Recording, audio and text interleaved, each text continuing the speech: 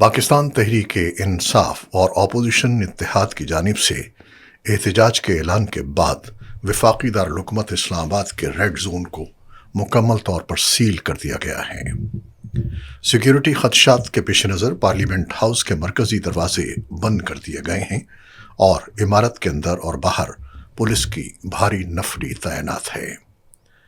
Parliament house کے سامنے قیدی وین اور بختر بند گاڑیاں بھی کھڑی کر دی گئی ہیں۔ ریڈیو پاکستان چوک سے شاہراہ دستور تک تمام راستے بند کر دیے گئے ہیں، جبکہ پولیس کی بڑی تعداد ریڈیو پاکستان چوک پر موجود ہے۔ کسی بھی شہری یا رکن اسمبلی کو پارلیمنٹ کی جانب جانے کی اجازت نہیں دی جا رہی۔ پی ٹی آئی کے ارکان اسمبلی اقبال آفریدی اور عمیر نیازی کو بھی اسی مقام پر روک لیا گیا۔ اس سے قبل تحریک تحفظ آئین پاکستان کے سربراہ محمود خان اچکزئی نے پارلیمنٹ کے باہر دھرنا جاری رکھنے کے عزم کا اظہار کیا تھا۔ یہ اعلان ایک روز قبل عمران خان کے ویژن سے متعلق بیانات کے تناظر میں سامنے آیا تھا۔